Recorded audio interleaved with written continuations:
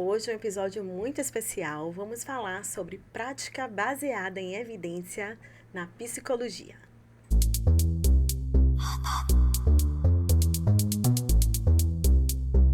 Sou Magali Pugliese e estou aqui hoje com minha colega que também vai dividir esse episódio comigo, apresentando o convidado, recebendo esse convidado maravilhoso que já a gente vai falar com ele. Seja bem-vinda, Ídila, para dividir esse espaço comigo hoje. Obrigada, Magali. Eu me chamo Ídila Costa, sou psicóloga clínica, atuo com prática baseada em evidências e estou aqui com o nosso convidado, Ramiro Coni, que vai se apresentar agora para vocês. Olá pessoal, tudo bem? Eu me chamo Ramiro Coni, eu sou psicólogo também, professor, supervisor, tenho mestrado e doutorado em Psicologia do Desenvolvimento, especialização em Terapia Cognitivo-Comportamental. Também tenho experiência com atuação em edição de revistas científicas, né? Sou editor de uma revista chamada Journal of Research on Adolescence, que tem foco em pesquisas com adolescentes. Sou revisor de periódicos também. Atualmente eu faço parte do corpo de juristas do SAP, né, o Sistema de Avaliação de Práticas do Conselho Federal de Psicologia, e tenho uma experiência com psicologia clínica, sobretudo trabalhando com neurodivergências em adultos e crianças, e com supervisão para esse tipo de caso também. Foi meu professor na faculdade e não Nossa. é o professor, né, Ídila? É o professor. Seja bem-vindo, Ramiro. Obrigado. Muito feliz de você estar aqui e falar desse tema que faz parte do nosso dia a dia, né, Ídila? Obrigado, Magali. E eu esqueci de mencionar também, atualmente eu sou diretor de um instituto chamado Instituto Coni de Educação Continuada, né? Tá aqui a canequinha. Top, viu, gente? Vão lá no Instagram, que é top. Sigam. E eu trouxe para você de presente Olha, uma caneca começando do com Instituto. presente, não tem Pois como esse episódio não ser super, super top. É uma lembrança do Vamos Instituto lá. para você. Mostra a caneca para eles, Maga. Já vou usar. Uso imediato, certo? Olha só. Obrigada. E o nosso foco lá é trabalhar com educação continuada, então siga a página do Instagram, em breve a gente vai divulgar cursos, formações. É um instituto novo, recém-fundado, eu estou como diretor, mas é uma associação, é um instituto familiar, né? Tem outras pessoas envolvidas, eu, embora esteja nesse papel de direção, eu não sou o único sócio. Tá? É o que a gente sempre fala, né? A faculdade, ela tem uma demanda muito grande para dar conta. Então, é realmente necessário que a gente saia e procure, né, uma educação continuada para realmente a gente encontrar um caminho, né, um caminho direcionado para aquilo que realmente a gente busca de conhecimento. Sim. Que bom, seja bem-vindo e vão lá no Instagram, ó, e conheçam aí o Instituto. Curtam, comentem, compartilhem para quem você acha que esse episódio vai ser importante. Então, Ramiro, o que é prática baseada em evidências na psicologia? Isso. Bom, essa distinção é importante, assim, já de início, né, na psicologia, porque quando a gente fala de prática baseada em evidências, a gente está falando de um paradigma que não está localizado especificamente em uma disciplina, né? Aqui a gente vai falar da prática baseada em evidências em psicologia, que flerta com prática baseada em evidência em saúde, mas você tem hoje, por exemplo, discussões de prática baseada em evidência na educação, por exemplo, né? No esporte, no né? No esporte, sim. Então, circula diversas por áreas. várias áreas, né? Isso, exatamente, né? E existem algumas similaridades quando a gente está pensando em PBE, que é a sigla que a gente vai utilizar para prática baseada em evidência, mas existem também diferenças, a especificidade de cada área.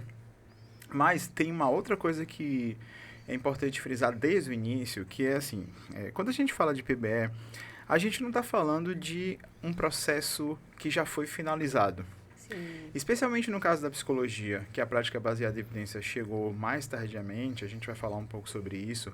Há muita coisa, há muitos pontos obscuros, coisas sobre as quais a gente ainda não sabe ou sabe de forma insuficiente, né?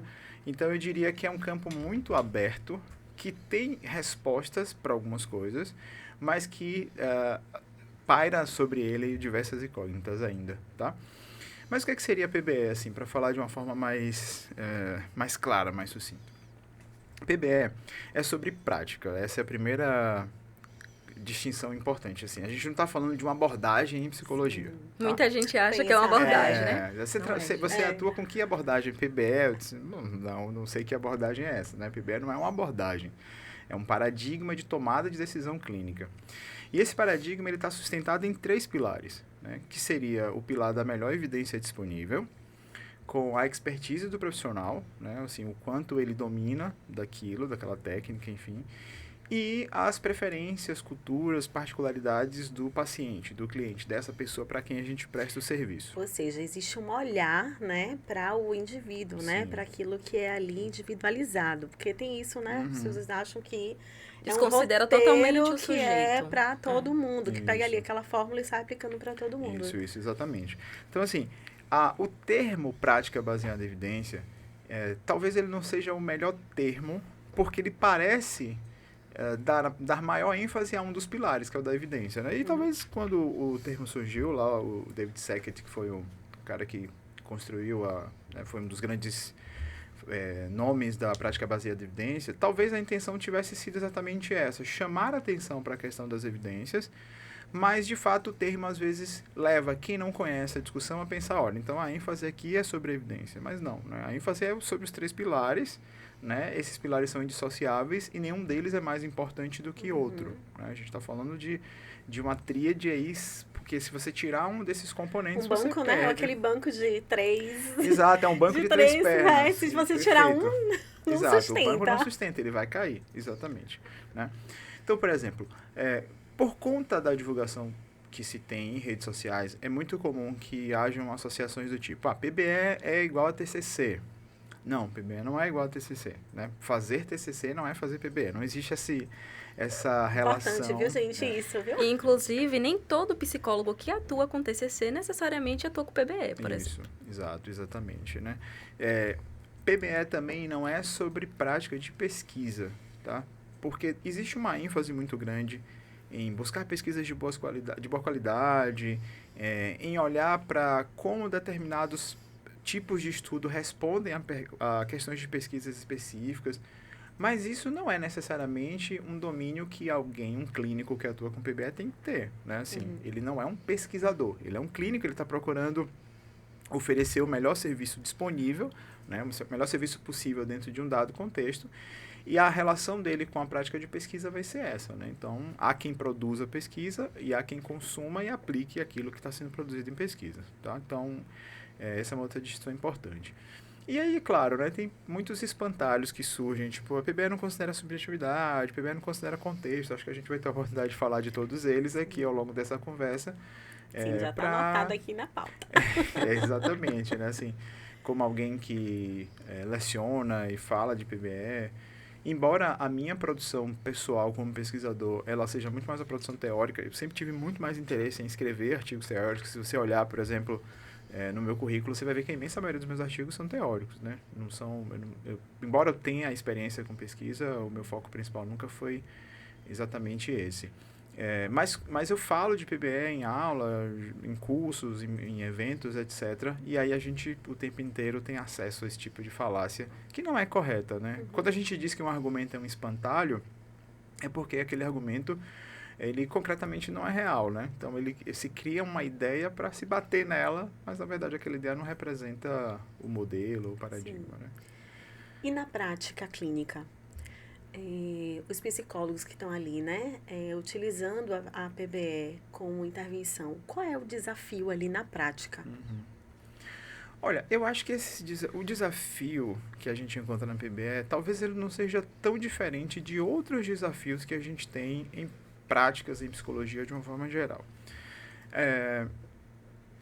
Eu tive uma experiência de fazer uma parte do meu doutorado no exterior. Eu fui estudar numa universidade chamada Sigmund Freud University, que se localiza em Viena, na Áustria. A universidade tem esse nome por um motivo, né, honroso. O Freud era um cidadão vienense, e aí a universidade homenageia ele, adotando o nome da universidade. A universidade não tem nenhum vínculo com a família Freud, tá? O meu primeiro choque ao chegar lá foi descobrir que o curso de psicoterapia e o curso de psicologia eram 2 formações diferentes. Olha. Aqui no Brasil, o psicólogo se forma também psicoterapeuta. Sim. Lá não. Lá ou você opta por psicologia, e aí basicamente você vai trabalhar com psicologia institucional, seja escolas, hospitais, psicologia organizacional do trabalho, ou você opta por psicoterapia, que aí de fato você vai trabalhar com a clínica, clínica. né? Principalmente esse modelo de clínica individual. Esse foi o primeiro choque. O segundo choque foi quando eu comecei a ter acesso aos currículos, né? Assim, eu não fui para lá para ter acesso à graduação, né? Eu fui como estudante de doutorado, então eu não tinha aulas na graduação.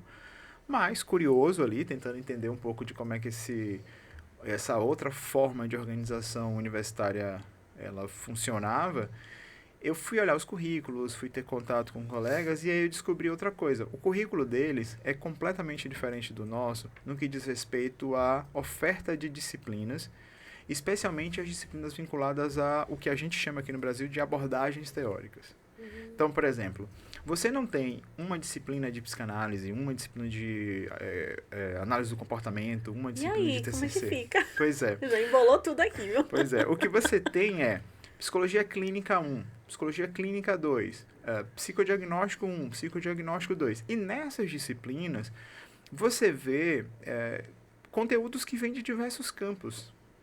Né? Algo Então, então assim, mais microdetalhado e isso. específico para cada função ali. Isso. Você tem um foco muito mais em estudar mecanismos, em estudar processos, do que em estudar, por exemplo, o conceito X da abordagem tal. Sim. Né?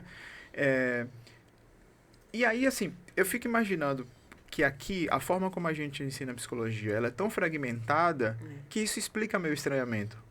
Quando eu cheguei lá e vi que esse modelo era completamente diferente, É né? bem diferente mesmo. Aqui a gente estuda psicologia de um modo muito fragmentado. Então, o que é que acontece com o estudante de graduação? Estou dando uma resposta longa para chegar no cerne aí da sua pergunta. O que é que acontece com o estudante de graduação? Ele vê vários conhecimentos de abordagens diferentes, de autores diferentes, de um modo muito fragmentado, e depois o desafio que é posto para ele é, ok, agora faça uma síntese disso e vá para a prática profissional. Isso. Qual a síntese que é possível de ser feita se ele está vendo isso de um modo dissociado? E aí, no caso da PBE especificamente, isso é mais grave ainda, porque é um conteúdo que não está nem sequer na graduação. Não tá. Não existe nas graduações. Então você Inclusive, foi o tema do meu TCC. Exato, que eu fui orientador. Que foi inclusive, orientador. Que ele né? foi meu orientador. Exatamente. Então, assim, é um tema que não está na graduação. E aí o estudante, ele às vezes se vê diante da prática na necessidade de aprofundar isso e ele nem sequer teve contato, né? Então, existe uma fragmentação e entre esses fragmentos não existe a PBE. Então, o desafio maior é a falta na formação, eu diria que é o primeiro desafio, essa formação fragmentada. Existe na divulgação científica, e aí por que eu estou falando da divulgação científica? Porque hoje, o que eu percebo como professor é que a maioria dos estudantes vão ter contato primeiro com a PBE através de divulgação científica, seja redes sociais, sejam cursos, etc. Muitos desses cursos ou formações, às vezes eles não tomam o cuidado de informar o suficiente ao estudante o que significa de fato PBE. Então ele pega ali um fragmento, por exemplo, não é de todo incorreto, tá? Não é de todo incorreto dizer que existem aspectos da TCC que correspondem a aspectos da PBE. É correto. Existem, de fato, alguns aspectos que correspondem. Mas isso não faz da TCC uma PBE intrinsecamente, né? Mas, muitas vezes, o estudante chega com essa compreensão. Eu estou fazendo TCC, eu estou fazendo PBE, né? E aí, ele negligencia aspectos que, para a PBE, também são importantes. A gente vai falar já sobre fatores comuns, fatores específicos, por exemplo, mas fatores comuns, né? Vínculo terapêutico, aliança, empirismo colaborativo, né? E todas essas questões que dizem respeito à relação na terapia, elas são fundamentais para a PBE também. Só que a falta de ênfase para fatores comuns faz com que muitas vezes o estudante negligencie fatores comuns. Então ele fica tão focado em aprender técnicas, em dominar, em aplicar protocolos, que ele ignora que o lastro para que tudo isso ocorra são fatores comuns. É o vínculo, essa relação Exato. terapêutica. Só que aí existe um outro problema. Fator comum também está lastreado em evidências. Eu sempre faço esse desafio com os meus estudantes. Eu fui supervisor de estágio há muito tempo. Quando o estudante diz para mim assim, o paciente ele se desorganizou, ele, sei lá, ele chorou, ele ficou muito emocionalmente instável ou carregado e eu acolhi ele. Aí eu sempre pergunto para ele, certo, agora me descreve o que você fez. Como é que foi esse acolhimento? Como foi esse acolhimento? Porque acolhimento concorda comigo, é um termo muito vago. Sim. Acolhimento é o quê? Por exemplo, você tocou na mão da pessoa, você tirou ela daquele ambiente, você ofereceu água. O que exatamente Até um você olhar é fez? um acolhimento, né? Você tá ali atento à escuta, eu trabalho muito com luto. E o acolhimento é uma base importante, Sim, né? sim. Então, o acolhimento, ele passa ali por várias Exato. questões E diversas. aí, entenda, o acolhimento, ele também é uma habilidade a ser construída. Sim. E ele é uma habilidade a ser como? construída baseada também em algum nível de evidência. Uhum. Porque se você não coloca esse parâmetro, o que Magali, Ídila e Ramiro entendem por acolhimento pode ser completamente diferente. Sim. Né? Então, assim, existe essa briga dentro da PBE entre fatores específicos, fatores comuns, o tamanho de efeito do fator específico é mais relevante que o tamanho de efeito do fator comum, etc. Mas, assim, fora essa discussão que eu acho que é muito estéril, existe a necessidade de busca de evidências para os dois, tanto para fatores comuns quanto para fatores específicos, né? Então, para sintetizar tudo o que eu disse, eu acho que tem um problema de formação, tem um problema de falta de acesso e tem um problema de incompreensão quando o estudante de fato chega nessa discussão. Ao chegar lá na PBE, ao enfrentar todas essas barreiras que eu coloquei anteriormente, de não ter visto na formação, né, quando ele chega de fato na PBE, muitas vezes ele encontra um discurso simplificado, né? Termos como padrão ouro, que dá a sensação ao estudante de que aquela abordagem, ela é quase Ela é a que, melhor, acima de todas as outras isso, e supre tudo. E quase como se ela fosse infalível, né? Assim, dá ao estudante uma sensação de onipotência, assim, muito maior do que ele deveria ter, né? Porque a gente sabe que, no caso do fenômeno psicológico, a gente está lidando com algo que tem uma complexidade e uma maleabilidade muito maior do que, sei lá, um médico que faz medicina baseada em evidências, E né? que muda, né? Tá tudo em movimento, né, Ramiro? Sim. O que hoje, né, é o padrão ouro, como se fala, tá em movimento, as pesquisas estão ali, continuando, e vão surgir, né, outras evidências para realmente ser a melhor opção ali para se trabalhar. Eu não gosto de padrão ouro, eu prefiro primeira linha até o momento, porque eu acho que segue mais, assim, até o momento é o que a gente tem de melhorzinho aqui, mas a gente não vai dizer que daqui a, sei lá, 2, 3 anos isso vai ser o melhor para essa determinada O objetivo demanda. é isso, né? A gente trabalha com algo que bom que tá sempre em movimento, que bom que existe, né?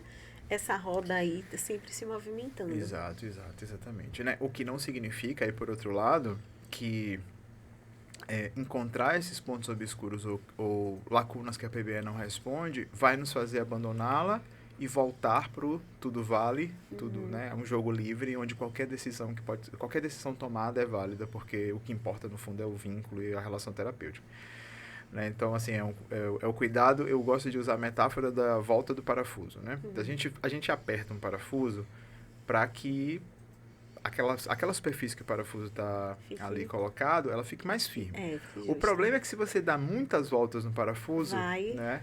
Aquilo que deveria ser uma coisa firme fica frouxo de novo. Então, assim, eu tenho muito cuidado, né? E eu sempre olho com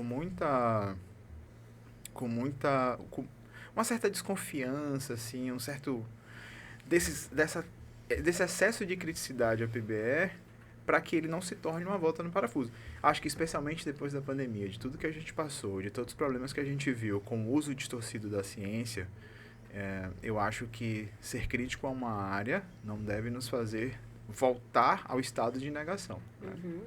Aí a gente sai de um problema, faz a volta e volta para ele de novo. Né? Gente, estão vendo que é uma super aula, né? Então, vocês que estão assistindo, conhecem algum estudante de psicologia, já, encaminha logo esse episódio, porque realmente está sendo a aula. Na faculdade não vai ter. Pois é, não vai ter. E vem cá, Ramiro, as críticas, né? A gente vê, né? A gente que trabalha com o PBE, a minha abordagem é a ACT e a TCC também, a gente trabalha muito com o PBE, a gente ouve muitas críticas, né? Então, é um roteiro que você pega e passa para todo mundo. E aí, você pega um protocolo de depressão e passa para todo mundo igualzinho. Parece um robô ali reproduzindo, né? Então, fala para mim sobre essas críticas que você ouve, o que é que você tem a falar, né? Sobre essas críticas. Tá.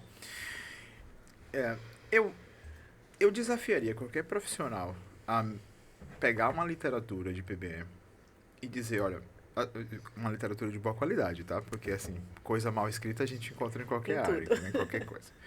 Sei lá, o cara pegar um manual como esse aqui do David Barlow, só pra citar um, e me Gente, mostrar. nossa mesa tá linda, ó. Eu desafio ele a pegar esse manual e me mostrar aqui qual desses capítulos que estão apresentados os autores estão dizendo assim para você. Use isso daqui a ferro e fogo, sem nenhum tipo de flexibilidade, mantendo apenas a fidelidade ao protocolo. Ele não vai encontrar. Por outro lado, esse cara que faz essa crítica, ele certamente a fez baseado em alguma experiência que ele teve com algum profissional que fez isso. Então, existe sim um risco de uso rígido do protocolo, mas esse risco não pode ser posto na conta dos autores, não pode ser posto na conta da PBE. Né? Porque, assim, problemas de replicação, problemas de reprodutibilidade existem em todas as áreas, inclusive na psicologia. Né? Mas isso não é um problema intrínseco da PBE. Né? Então, assim, alguém que estuda PBE a fundo, entende seus princípios, não vai entender que o protocolo é uma receita de bolo. Né? Se a pessoa está fazendo isso, ela está desconsiderando o pilar da preferência do paciente. Esse é o primeiro ponto. Se ele, de alguma forma, pensa que o protocolo é uma coisa de você ler o capítulo, entender as técnicas e aplicar, ele, de novo, está desconsiderando um outro pilar, que é o da expertise do terapeuta. Como é que a gente forma a expertise? A gente busca cursos, a gente busca supervisão. É claro que a leitura também é fundamental, mas a gente conhece muito bem os pilares da prática psicológica, né? Terapia pessoal, supervisão, prática, né? Então, quando a gente pensa em formar expertise, tem muitos elementos que podem entrar aí, né? Acho que essa crítica ao protocolo, ela também está fundamentada em uma certa tradição da psicologia de ter sido, de fato, uma ciência que, ao longo do tempo, e na psicologia clínica, sobretudo, ela foi muito construída de um modo laissez-faire, né? Nossa, você está sendo radical dizer que foi de um modo laissez-faire? Não estou sendo radical. Como foi que a psicologia clínica, né, a psicoterapia, construiu a maior parte do seu conhecimento, pelo menos ali no início? Que foi uma das grandes críticas que o Eysenck fez à psicoterapia, que inclusive impulsionou depois o movimento da prática baseada em evidências. Você tinha basicamente relatos através de estudo de caso, onde um terapeuta atendia um paciente e escrevia lá, a pessoa melhorou, a pessoa não melhorou. Cheio de viés. Cheio de vieses, cheio de coisas não respondidas, apenas o olhar do terapeuta e a atribuição dele de que aquele paciente melhorou ou não melhorou. Né? Então, assim, os protocolos são necessariamente a melhor forma de comunicar prática ou de treinar outros profissionais? Talvez não seja, mas agora, do que a gente tem disponível, ainda se mostra bastante eficiente. Né? Ainda é um modo de eu dizer para o estudante assim, para a pessoa que está se formando em psicologia, assim, olha, a probabilidade do teu paciente melhorar, se você fizer isso, isso e isso, adaptando essas coisas para o teu paciente, é maior do que se você fizer um tipo de improviso ou se você se basear apenas na sua intuição. Né? Para além dessa questão da eficiência, eficácia, efetividade de um protocolo, eu acho que tem um outro ponto aí que é uma questão ética, que é o seguinte, a gente fala muito pouco, Magali e Idila, sobre uma coisa que a gente pensa que não ocorre em saúde mental, mas ocorre, que é a chamada iatrogenia, o efeito iatrogênico. O que é o efeito iatrogênico? Às vezes uma intervenção, ela piora aquilo que ela visava melhorar. Sim. Tem um exemplo que eu gosto de dar, que ele não é da psicologia, mas ele ajuda a gente a entender como intervenções comportamentais podem gerar piora em situações onde ela visava melhora. Tem uma pesquisa que foi feita, se não me engano, na Inglaterra. Eu não gosto muito de dar referência sem citar o autor, mas eu prometo que eu posso sugerir, vocês colocam lá na descrição, na legenda o título com os autores direitinho. Veja só qual era a premissa deles e você vai concordar comigo que a premissa faz todo sentido. Eles pegavam jovens que cometiam pequenos atos infracionais, nada muito grave, e colocava numa penitenciária para eles passarem algumas horas com pessoas que estavam cumprindo pena por crimes graves, né? Qual era a lógica por trás disso? Bom, se esse jovem conviver com essa pessoa, ele vai ver que, no final das contas, se ele continuar se engajando em atos infracionais, ele vai acabar sendo preso e tendo um destino parecido com o desse outro cara aqui, que está cumprindo medida, né, penal por um crime muito mais grave. Qual é a lógica, né? Assim, ele vai ter contato com isso, ele vai fazer ele repensar as decisões dele. Talvez do ponto de vista lógico isso faça todo sentido. O problema é que, às vezes, um argumento lógico, numa situação de teste empírico, ele não se sustenta. No caso dessa pesquisa, o que aconteceu foi o contrário. Os jovens passaram a se engajar ainda mais em atos infracionais quando eles tiveram contato com pessoas que estavam cumprindo pena. Ou seja, o efeito dessa intervenção foi contrário ao efeito inicial esperado. Não houve melhora, houve piora. E a gente negligencia que na psicologia isso também pode acontecer. Né? Por exemplo, a gente usa planos de segurança para suicídio, não é porque a gente está advogando pelo plano de segurança por uma veleidade pessoal. É porque o plano de segurança ele se mostra uma intervenção muito mais eficaz e muito mais segura do que, por exemplo, o contrato de não suicídio. Que teve muitas polêmicas, inclusive, quando saiu justamente por isso, né? Esse contrato, pelo quê? Um contrato tinha uma responsabilidade muito grande ali em cima. Então. Eu atuo muito com crianças. Hoje, boa parte dos meus pacientes são crianças. Atuo com crianças há muito tempo. Desde a minha graduação, sempre tive interesse por infância. Não à toa, meu mestrado e meu doutorado foram estudando infância. Tem uma pesquisa que foi feita por um cara chamado Warren, ele junto com colaboradores, que eles queriam entender o efeito iatrogênico em diferentes populações no que diz respeito a diferenças de faixa etária. Crianças e adolescentes são mais suscetíveis a efeitos iatrogênicos do que adultos. Ou seja, intervenções que geram pioras são mais comuns em crianças e adolescentes. Em adultos, esse número gira em torno de 14%, ou seja, a cada 100 pessoas que buscam intervenção, 14 podem estar suscetíveis a efeito iatrogênico, ou seja, elas vão sair de lá pior do que chegaram. Entre crianças, esse número salta para 40%. Imagine. Nossa. Pois é. Então, assim, a gente tem literatura sobre efeito iatrogênico. Isso, de alguma forma, nos coloca um imperativo ético importante sobre buscar evidências do que a gente faz. Para que a gente tenha segurança de que a gente não está contribuindo com esses 40% nem com esses 14%. Então, eu acho que é mais do que uma questão de prática, tem uma questão de ética envolvida nisso também. Né? Sim. E aí, de lá? E aí, Ramiro, então, eu gostaria agora que a gente levasse para uma polêmica, né? As pessoas falam muito que a PBE, ela é neoliberalista e que ela apoia o sistema capitalista. O que você gostaria de dizer sobre isso? Tem um economista que eu gosto muito, chamado Léo Monastério. Eu gosto de acompanhar ele, eu acho ele um excelente professor, ainda que eu não necessariamente concorde com os posicionamentos político-econômicos dele, né? Mas eu acho ele um excelente comunicador, um excelente professor. E ele sempre fala de uma página, que eu acho que ele não é autor da página, mas, enfim, não sei em que medida ele contribui com a página, que se chama de Museu da Culpa do Neoliberalismo. E aí eles vão colocando lá várias coisas que as pessoas atribuem ao neoliberalismo.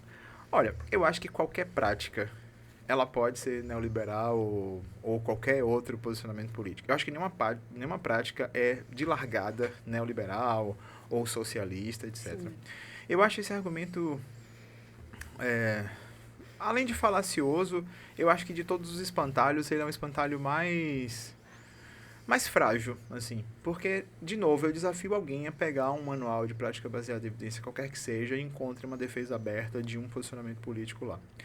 Eu entendo que existe de novo, na divulgação, no que a gente chama de mainstream da prática baseada em evidência no Brasil, pode existir um apelo a práticas que são consideradas neoliberais. Mas, de novo, isso não é a PBE. Eu fiz um post uma vez no Instagram que gerou bastante discussão assim, nos comentários.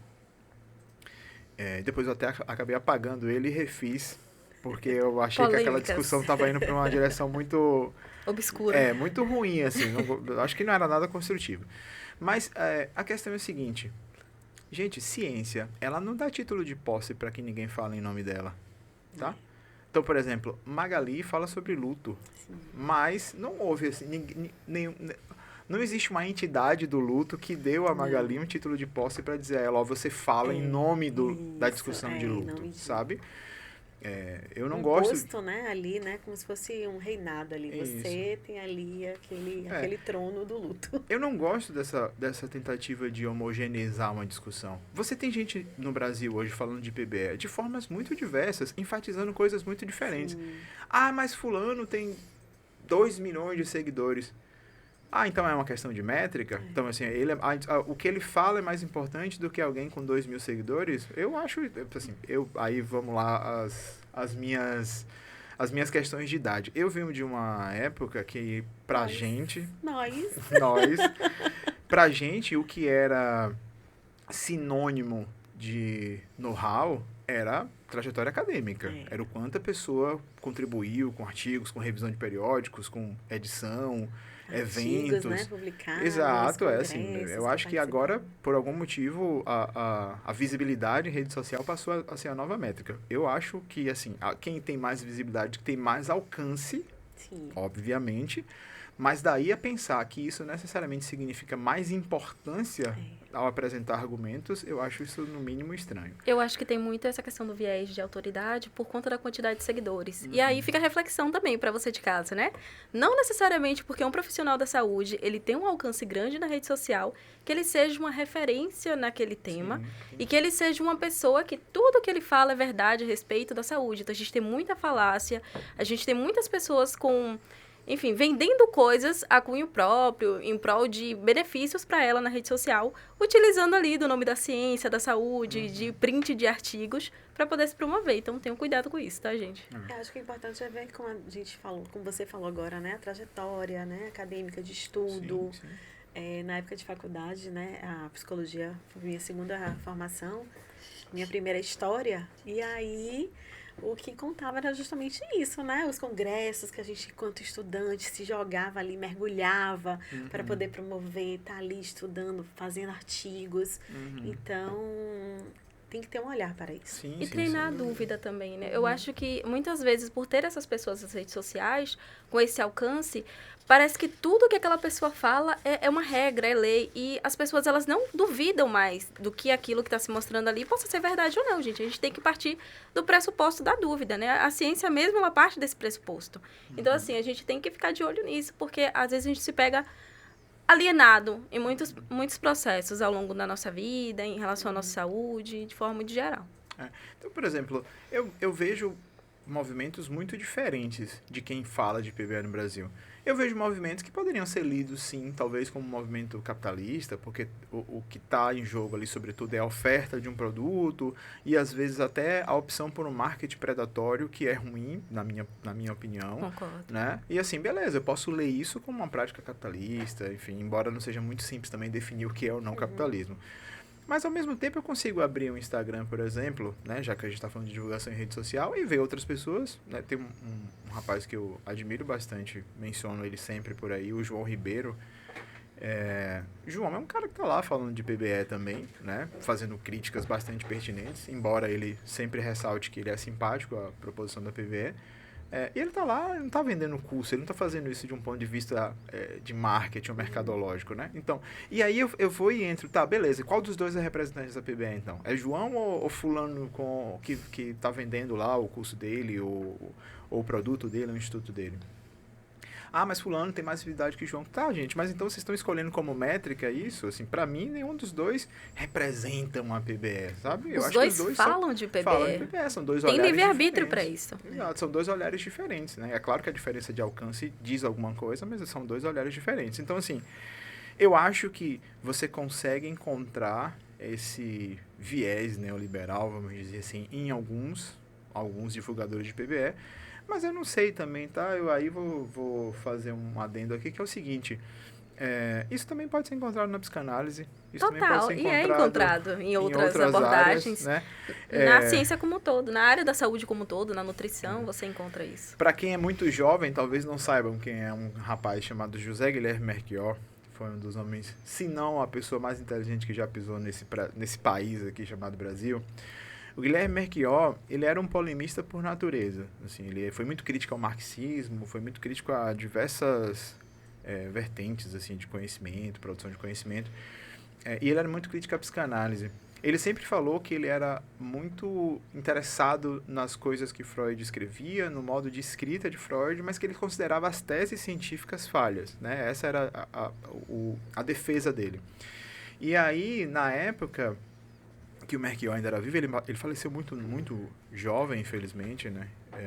Com um câncer aos 50 anos, assim, uma tragédia mesmo, né? Um cara com um potencial incrível que deixou muitos livros interessantes. Na época que o Melchior começou a escrever, nessa época ainda não existia rede social, né? Então, os debates aconteciam através de publicação de artigos em jornais. Periódicos, né? E aí ele escrevia, na época tinha o Eduardo Mascarenhas, que era um psicanalista bastante famoso no Brasil, e o Eduardo, né, respondia às colunas do Melchior, e aí ficava, né? Quem tem razão, Melchior ou Eduardo Mascarenhas.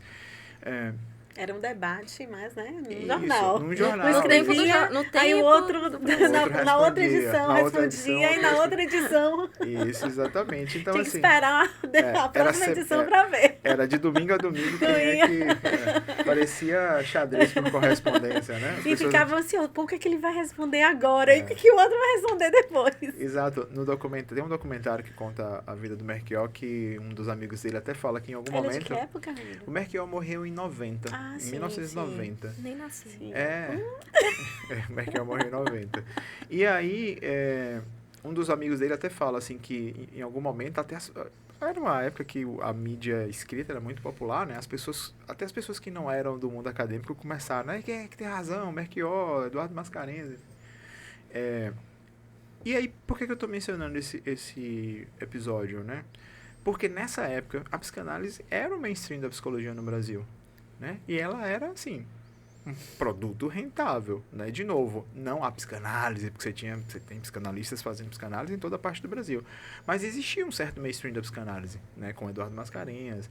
Tem uma outra pessoa que eu não lembro agora, que o Melchior também reportava algumas dessas colunas dele. Então, assim, eu acho que isso é cíclico, eu não acho que isso seja da PBE, eu acho que isso é próprio desse contexto de pós-Guerra Fria, né, onde os blocos se dividiram e, de fato, a gente tem no Brasil, né, uma tendência muito mais próxima do que a gente chamaria de uma economia liberal ou capitalista do que em outros blocos. Né? Não acho que isso seja uma pecha da PBE, nem diria que isso é uma pecha, na verdade. Né? Ok, Ramiro. E aí, pensando ainda nesse aspecto de críticas à PBE, muitas pessoas acreditam que não considera, né, fatores culturais, fatores socioeconômicos. E aí eu gostaria de saber um pouquinho da sua opinião sobre isso, dentro da sua vivência com a PBE. Tá, esse é um outro argumento bem falacioso, que eu até gostaria de citar alguns exemplos para a gente entender isso, né? É óbvio que a PBE tem um olhar que necessariamente tem que considerar questões culturais, né? Porque, de novo, um dos pilares é a preferência, a cultura dos pacientes. Só que cultura não é um conceito muito simples de ser compreendido, muito menos de ser operacionalizado. O Dennis Cutt tem um livro chamado A Noção de Cultura nas Ciências Sociais, e eu acho que você encontra pelo menos umas 150 definições diferentes para o que é cultura naquele livro, né? Então, assim, não dá para reduzir essa discussão. Eu venho de uma tradição culturalista em psicologia, né? Boa parte da minha formação foi trabalhando com o que a gente chama de psicologia histórico-cultural, depois eu fui mais próximo da psicologia cultural semiótica. Eu fui para Viena, inclusive, para estudar com o Ian Walls, né, que é a referência em psicologias culturalistas hoje, especialmente do que a gente chama de psicologia semiótico-cultural, teoria do self-dialógico, assim por diante. E dentro desse campo, definir o que é cultura é uma coisa nada simples, né? Mas a gente tem alguns problemas na PBE que talvez sejam interpretados como uma desconsideração da cultura. Por exemplo, é óbvio que a imensa maioria das pesquisas, elas são feitas naquilo que a gente chama de norte global, né? Que seria Estados Unidos, Reino Unido, Europa, ali, né? Que inclui o Reino Unido, enfim. Mas aí são por razões socioeconômicas conhecidas, né? São países mais ricos, com mais financiamento de pesquisa, etc, etc. E existe todo um desafio da gente adaptar essa produção para um contexto nacional, para um contexto brasileiro, né? Mas essa adaptação, né? Usar essas produções do norte global não significa desconsiderar o contexto sociocultural, né? Sim. Até porque se a gente fosse fazer isso, a gente teria que jogar fora toda a psicologia, né?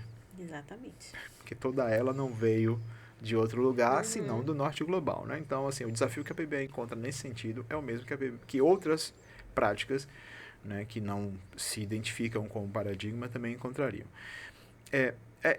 Tem uma outra coisa que é importante mencionar, que é, reconhecendo esse limite, você tem grupos interessados e empenhados em trazer elementos socioculturais ou de grupos minoritários para dentro da PBE.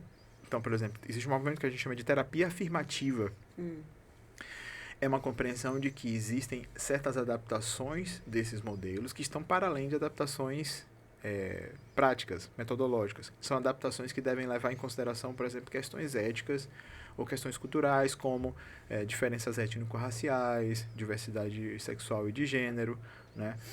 Aqui no Brasil, por exemplo, tem um grupo, acho que elas são de Minas Gerais, se eu estou bem lembrado, que se chama TCC para Minorias, né? Sim. É um grupo, entenda, de TCC, né, mas que dialoga também com a PBE, tá?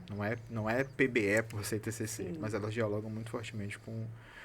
E qual é a lógica do grupo? É exatamente isso, a adaptação de protocolos específicos ou de produções da prática baseada em evidência para grupos minoritários. Então, você tem, talvez ela não seja a principal força dentro da prática baseada em evidências. Eu acho que essa é uma crítica válida. Talvez a prática baseada em evidências ainda falhe nesse aspecto. O que não significa, de forma nenhuma, que ela não está atenta para isso, né? Que existe uma desconsideração desse elemento. E tem muita questão, assim, as pessoas acreditam que pessoas que atuam com o PBE não produzem, ou seja, livros, artigos, na prática, para as pessoas desses públicos minoritários. Mas isso não é verdade. A gente tem inúmeros livros, tem pesquisadores da área também, né, que atuam com prática baseada em evidências, que já tem, não é só as psicodinâmicas que vêm fazer esse movimento também de consideração. É muito menos, talvez, né? Eu nunca parei para mensurar o quanto é de cada parte, mas existe muita literatura, eu acredito ainda agora, nacional e em construção também, voltada para terapia afirmativa, por exemplo, TCC para minorias, que dialogam, como o Ramiro falou, com a PBE. Por exemplo, você observa esse movimento na psicanálise, que ela nasce num contexto europeu, ali austríaco, né? Vienense mais especificamente, né? Ou seja, é o microcosmo do microcosmo do microcosmo, né? É a Europa, é a Áustria, Viena, num contexto muito localizado, se pretendendo ser uma teoria universal. E aí, quando ela se ramifica para outros contextos, há uma reivindicação de pessoas não brancas dessa aproximação da psicanálise, por exemplo, com a discussão racial, né? Você tem o Franz Fanon e depois uma série de outros autores. Aqui no Brasil você tem a Neuza, né? Neuza Souza, enfim, e uma série de outros autores. Então, assim, de novo, é uma reivindicação que não está localizada apenas na PBE. Acho que localizar essa crítica na PBE é injusta, porque, na verdade, é um problema da ciência lidar com a diversidade sexual, de gênero, racial, etc. E que, claro, sendo um dilema da ciência, vai ser um dilema também da PBE enquanto paradigma científico, né? Perfeito. E aí, Ramiro, pra gente estar finalizando hoje, eu gostaria que você... Ainda tenho, viu? Eu tenho pergunta. Você tem pergunta ainda? Tenho. Tem duas que já veio então aqui faça agora. a sua, que eu vou deixar a minha pro final. Pronto. Vendo esse livro aqui, né, de inteligência artificial, aí eu te pergunto, e aí, como é que fica essa relação PBE com inteligência artificial? Como é que começa essa conversa? Olha, eu vou primeiro confessar meu pouco conhecimento sobre isso, tá? Sobre inteligência artificial na psicologia. O que eu tenho acompanhado são muito mais discussões isoladas ali, nicho, etc. Mas eu vou dar uma resposta quase cretina para isso. Quer dizer o seguinte, eu acho que o impacto da IA na prática baseada em evidência, ela vai ser muito parecido com a prática na psicologia de uma forma geral. Não sei se a gente consegue, pelo menos agora, prever alguma particularidade da PBE que vai ser afetada de um modo específico pela IA. Por exemplo, eu vou citar um exemplo. Eu trabalho muito com testes psicológicos, né? E o que é que acontece hoje? boa parte dos testes psicológicos já tem aplicações virtuais, né? Então é Isso. provável que em algum momento a gente deixe de utilizar quase que em 90% dos casos, exceto quando existe alguma questão técnica específica do uso do papel, mas é muito pouco provável que a gente vá, sei lá, na próxima década ainda estar utilizando majoritariamente testes em papel, né? Só que, em alguns casos, as plataformas de aplicação de testes, ela não só te dá o resultado, como ela gera relatórios, como ela gera gráficos, né? E em alguns casos, esses relatórios já têm algum caráter interpretativo também, né? Eu acho problemático. Pois é. E porque Já a tem gente, algum quando caráter... entrou na faculdade, uma das primeiras coisas que a gente viu era justamente isso. Tem que ser presencial, né? Não pode, tem que ver o ambiente. Sim, Então, como é que controla um ambiente? Exato, exatamente. Porque eu lembro muito bem disso, assim, olha, tem que ser um ambiente, né, ali, controlado, porque qualquer coisa pode interferir. E aí, se é aplicado, assim, de forma, né, virtual. Então, assim, são transformações que já estão acontecendo. Eu acompanhei há pouco tempo um grupo, uma discussão de uma plataforma de gerenciamento para psicólogos que ela, por exemplo, já tem uma IA dentro dela e que essa IA produz formulação de caso, que em tese é uma coisa que envolve raciocínio clínico, né? Então deveria ser o profissional a fazer. Eu não posso dar detalhes do que é, porque não foi eu que experimentei a plataforma, não coloquei lá um código e pedi a IA para gerar uma formulação, mas alguns colegas que falaram, né? Tipo, olha, ela faz uma formulação de caso, enfim. Eles não estavam necessariamente colocando isso como um avanço, mas como uma coisa que a plataforma fazia. Eu acho que esse impacto vai ser inevitável. E eu devo dizer uma coisa. Eu trabalho como revisor de periódicos. Eu lembro que há um ano e meio atrás, eu reviso periódicos em diferentes editoras, né? Eu reviso periódicos pelo menos em 3 editoras que estão entre as 5 maiores do mundo, né? Que é a Springer, a Wiley e a Sage. A Elsevier também. E aí, quando essa coisa da IA começou, a gente que é revisor recebeu, né, instruções sobre, olha, é possível identificar a escrita de IA, observe palavras tais, símbolos tais, construções frasais do tipo XYZ. Algumas editoras, inclusive, chegaram a oferecer cursos gratuitos para os revisores, né, para aprender a identificar a escrita em IA. E aí, depois de um tempo, elas admitiram, de uma forma indireta, que não é mais possível descobrir isso. Porque num espaço de tempo de menos de um ano, as IAs elas se aprimoraram tanto que agora já não é mais possível saber se alguém usou IA para a escrita de um texto ou não. A não ser, claro, que a pessoa dê ali pequenos vacilos que a entreguem. Mas se ela fizer e tomar certos cuidados, não é possível eu atribuir a alguém a responsabilidade, por exemplo, de ter utilizado a IA na produção de um texto. Né?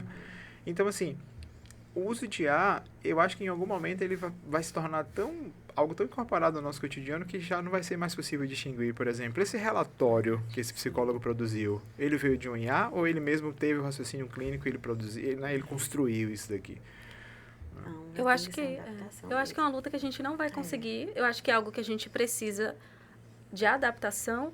E eu acho que, então, assim como precisa para os psicólogos, precisa de conhecimento e fiscalização. Então, eu acho que a gente precisa futuramente ter um setor de fiscalização de práticas com IA, porque hoje já tem muitas dessas empresas que fornecem tecnologia para gestão de clínica, que elas incorporam a IA. E aí a gente não entende muito bem até que ponto ali a gente está dentro de todos os critérios éticos, né?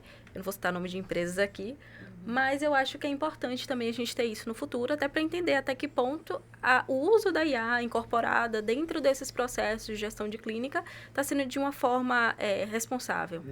Sim, sim. Você bota lá hoje no GPT, aí bota lá. Faça um protocolo para tal... GPT. E aí aparece lá o protocolo todo direitinho. O primeiro passo, segundo passo. Eu trabalhei com pesquisa qualitativa muitos anos. E eu acho que a pesquisa qualitativa ainda vai ser um dos poucos campos de produção de conhecimento que a IA talvez não consiga impactar de um modo tão severo.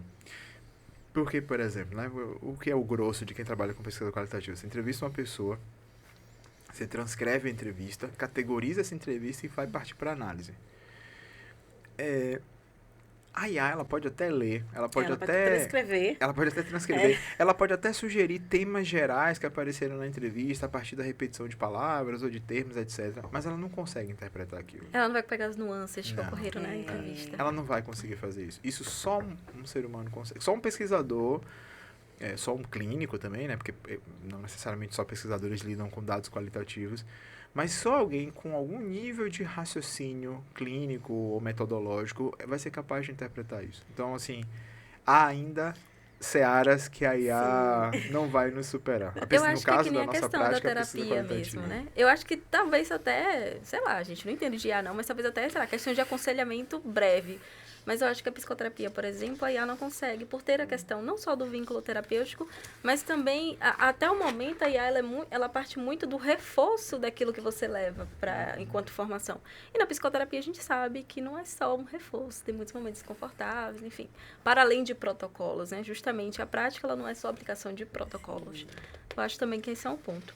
E, Ramiro, de forma geral agora, para a gente estar finalizando, né? Finalmente. Quer fazer mais uma pergunta? Tenho. Ai, meu Deus! Deixa a Magali lá. Você tá cheio de surpresa hoje, viu? Por exemplo, todo mundo, né, que me acompanha aqui no Contra, sabe que eu falo muito de luto, né? Então, meu foco de estudo é realmente o luto. E aí? Aí, eu quero... Como é que eu faço uma pesquisa? Como é que uma pessoa que quer buscar, né, esse conhecimento dessa prática com a melhor evidência ali para poder levar para a melhor prática de evidência para levar para o seu paciente. Como é que ele pode ter acesso, né, a essa prática baseada em evidência, de acordo com aquilo ali que ele está trabalhando, com aquela demanda que ele recebe na clínica? Tem algum espaço que ele tem acesso? Tem algum... Eu lembro na faculdade que você falou sobre isso, por isso que eu trouxe. Tem sim. Acho que tem alguns caminhos aí para quem quer se aproximar da PBE. Eu poderia dar um caminho, talvez um pouco enviesado numa direção, né? Mas como eu não sou porta-voz de grupos ou pessoas, e sim de uma ideia, eu vou dar alguns caminhos que eu acho que vão fornecer para esse profissional, esse estudante que quer se aproximar da PBE, diferentes olhares, tá? O grande centro, né, que de alguma forma condensa assim, toda a discussão de PBE, ainda que haja bastante críticas, tá, a ele, é o que a gente chama de divisão 12 da American Psychological Association, da APA, né, essa sigla APA. A divisão 12, né, a APA é uma organização que tem várias divisões, essas divisões elas se ocupam de coisas diferentes. Você tem a 29, que se ocupa de psicoterapia, a 12 se ocupa de psicologia clínica. Nessa divisão, você tem uma tentativa de criar ali uma espécie de listagem de orientações, diretrizes sobre tratamentos empiricamente sustentados. Lembrando que tratamentos empiricamente sustentados é uma faceta da PBE, tá? Aqui no Brasil é muito comum que se confunda tratamentos empiricamente sustentados com PBE, né? Tratamentos empiricamente sustentados é isso que a gente fala assim, tal abordagem é melhor para o desfecho tal protocolo né, isso que seria o tratamento empiricamente sustentado. PBE é muito mais do que isso, tá? Mas o que essa divisão 12 faz é tentar listar tratamentos empiricamente sustentados para determinadas condições. Então, eu convido vocês a procurarem. Coloquem no Google lá, né, Division 12, APA e tal. Infelizmente o site só está disponível em inglês, mas hoje todos os navegadores têm a opção de tradução simultânea, né? Então vamos colocar na legenda, né? Isso, você coloca e ele traduz automaticamente. Lá, você vai encontrar, por exemplo, a opção de pesquisar. Por exemplo, você quer pesquisar um dado desfecho. Deixa eu ver aqui quais são os tratamentos que a APA recomenda para o desfecho X. Por exemplo, luto. Eu consigo colocar lá luto prolongado. Isso, exatamente. Você consegue... Não, óbvio que não tem todos os desfechos possíveis, mas tem alguns, pelo menos os principais.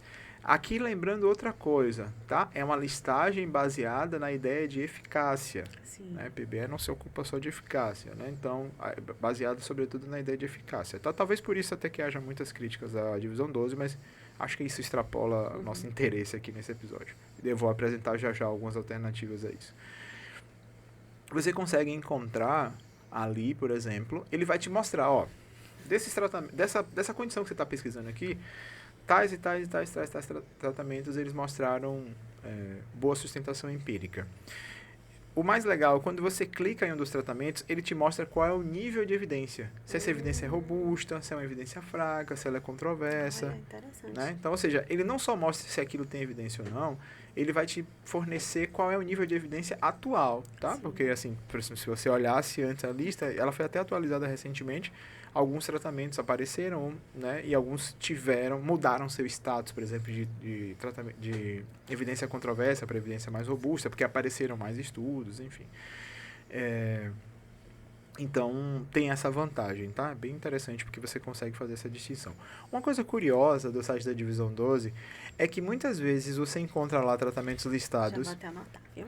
Tá. Eu vou esperar assistir o episódio pra poder... Tá, fica à vontade. Eu mando pra você. Você encontra lá, por exemplo, alguns tratamentos empiricamente sustentados que você olha assim e fala, nossa, mas o que é isso? Por quê? Porque são, às vezes, algum protocolo ou alguma prática assim, que foi desenvolvida num contexto norte-americano que não é disponível na nossa formação ou em um outro contexto qualquer. Enfim, de novo eu vou bater nessa tecla. Eu acho que eu estou muito ainda conectado com essas discussões que eu tive essa semana em relação a isso. Gente, a psicologia não é um troço homogêneo, não, tá? Tem muita psicologia sendo feita em todas as partes do mundo. Você encontra variabilidade muito grande. Com recortes bem ínfimos de cultura. Então...